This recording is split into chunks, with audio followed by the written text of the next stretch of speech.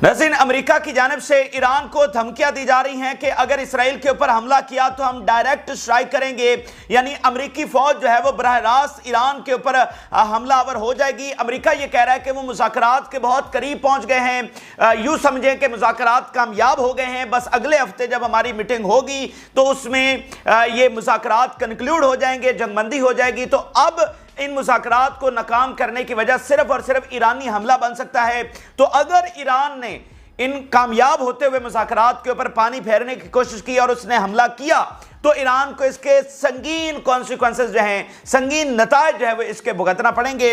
इसी दरमियान कतर की जानिब से ईरान को कॉल हुई है और कहा गया है कि आप हमला ना करें।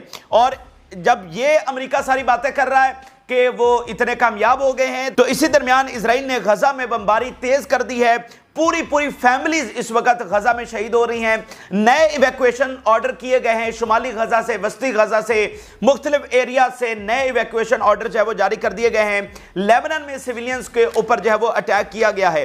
तो पिछले घंटों में भरपूर एस्केलेशन हुई है, जबकि अमेरिका कह रहा है कि वो मुज़ाकरात के बिल्कुल अब करीब पहुंच गए हैं और सबसे ये आइडियल मौका उनके लिए आ गया है कि अब जंगबंदी होने जा रही है।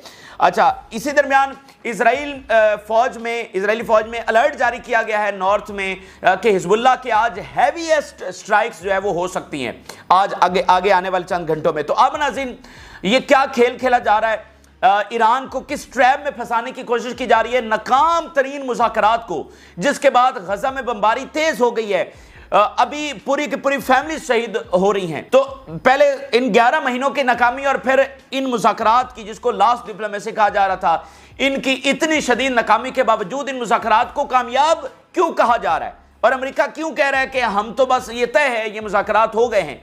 तो अब ये नया ट्रैप क्या है, नई चाल क्या है और ईरान का इसके ऊपर रद्द-ए-अमल क्या है, ईरान अब कैसे जवाब देगा, कैसे आगे मामलात अब चलेंगे, क्या वाकईतन भी कोई जंगबंदी होने जा रही है जब अमेरिका इतना क्लियरली कह रहा है।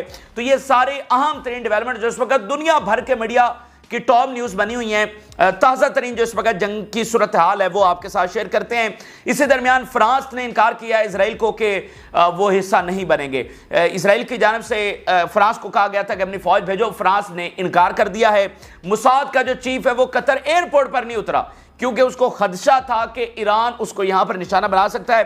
तो इस तरह की खबरें भी हमारे पास हैं, वो आगे चलकर आपके सामने रखते हैं। लेकिन सबसे पहले इन जो नया ट्रैप तैयार किया गया इस बारे में आपको तफसीलात और बारीक और डेवल्स इन द जो डिटेल्स हैं वो भी आपसे शेयर करते हैं। नाज़रीन, ईरान और फ़लस्तीन को एक बहुत ही शातिर और बहुत शफ़ाक दुश्मन का सामना है, इसलिए उसको बहुत फूंक कर बहुत ध्यान से आगे चलना पड़ता है, बहुत होशियारी से काम जो है वो लेना पड़ता है। इनके तमाम चालें, और ये एक्सपर्ट हैं, सदियों के एक्सपर्ट हैं प्रोपोगंडा करने में, चालें करने में, साजिशें करने में, इनका सदियों का वसी तरीन तजर्बा है। अच्छा, ईरान को नाज़रीन एक नए ट्रैप में इस तरह से फंसाया जा रहा है कि ईरान अब 15-16 दिन गुजर गए हैं, उन्होंने हमला करना था और हमला नहीं किया।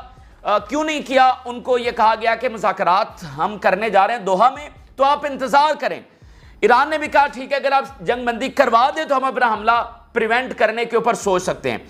अच्छा, ईरान ने उस वजह से डिले किया और ईरान की कोशिश क्या थी कि ये जो एक बयानिया बनाने की कोशिश की जा रही है कि ईरान ही रीजनल वॉर का जिम्मेदार होगा, इसको तोड़ा जाए, दुनिया को पता चल जाएगा कि ये मुज़ाकरात नहीं होने, इनकी इंटेंशंस ही नहीं है।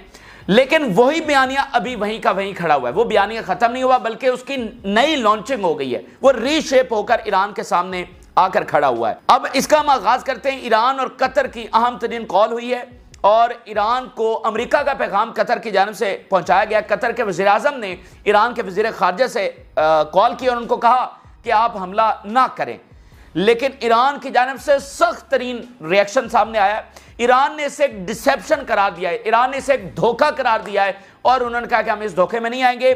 और कतर के साथ बात करते हुए इस तरह के हार्श वर्ड्स इस्तेमाल करना यह बहुत गैर मामूली बात है। जरा देखिए, Iran warns of Israeli US deceit and dishonesty in Doha talks. ईरानी foreign minister warned about the deceit and dishonesty of the criminal gang ruling Tel Aviv after their most important supporter the United States at the negotiating table. के ruling gang Tel Aviv और उसका supporter अमेरिका, ये deception दे रहे हैं, ये धोखा दे रहे हैं और इस धोखे में हम आने वाले नहीं हैं। Times of Israel, Qatari PM said urging Iran to exercise caution amid ongoing Doha hostage truce talks. Qatari PM to Iran hold off attack on Israel to avoid harming negotiations. Washington post भी report कर रहा है, Jerusalem post लिख रहा है कि Qatar ने Iran को कहा कि आप हमला ना करें टू अवॉइड हार्मिंग निगोशिएशंस, कि इससे निगोशिएशंस को नुकसान पहुंचेगा।